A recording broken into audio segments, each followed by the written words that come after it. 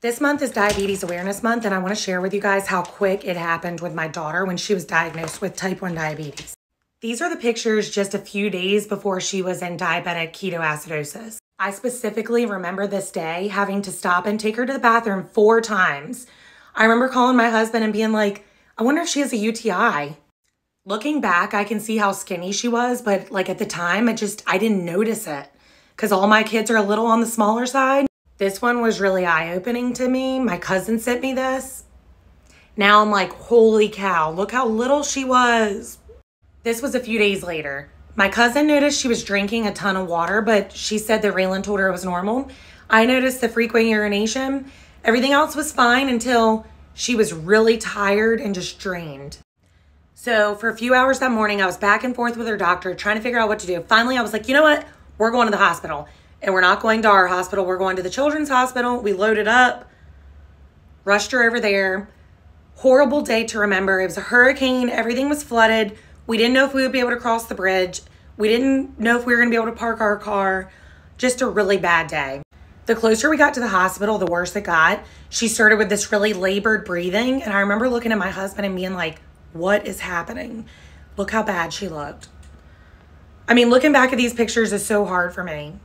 As soon as we walked into the hospital, all I said was she was throwing up. She had lost 8 pounds. That was another thing I noticed that morning. I put her on the scale. I was like, holy cow, she's lost 8 pounds. They took us straight back, bypassed everybody in the waiting room. And before they even laid her down, they were like, your daughter's in DKA. She's in DKA. I'm like, what is that? The night before this, she was doing back handsprings in her gymnastics class.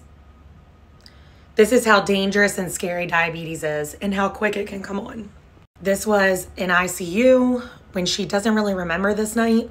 I spent the entire night in bed just crying with her, and I'm thankful that she doesn't remember that because me and her dad were so weak at that moment. That was the hardest night for me. Look at her little fingers. They poked her so many times. She was so dehydrated. They couldn't find her veins. It was awful. Finally, the next morning, I was like, all right, we're getting ourselves together. We're going to tackle this. We're going to make this work. She is starting to wake up and starting to become conscious at this point. There she is. This is Rufus, the book, talking about the Rufus that he's the bear that has diabetes. I remember not knowing if she was going to be okay because they told me they had to bring her blood sugar down really slow so that her brain didn't swell. And she was not herself when she woke up. Granted, she had taken in a lot. This was a lot to be told.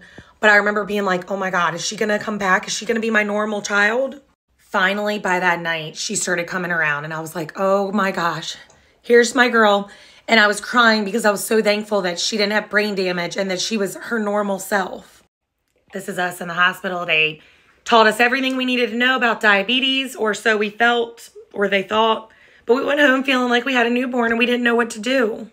Having to learn how to measure insulin, too much can kill her, not enough can kill her, was literally so terrifying for me. This is the day we came home. We were so excited to get home. And this is today. We could have never gotten through this without these two. They have been amazing. And I'm here to say, if your child was recently diagnosed, if we can do it, so can you. The road gets easier, and we are so thankful for all the advancements today. So main symptoms were frequent urination, extreme thirst. I remember them telling me she was dehydrated. I'm like, there's no way. She has been drinking a ton of water. Weight loss, and in severe cases, vomiting, which is what was happening with her. So a lot of people ask me what were her symptoms. Those were her symptoms. I hope this video helps somebody. That's our main goal on all these platforms, is just to spread awareness, and hopefully we can help some people.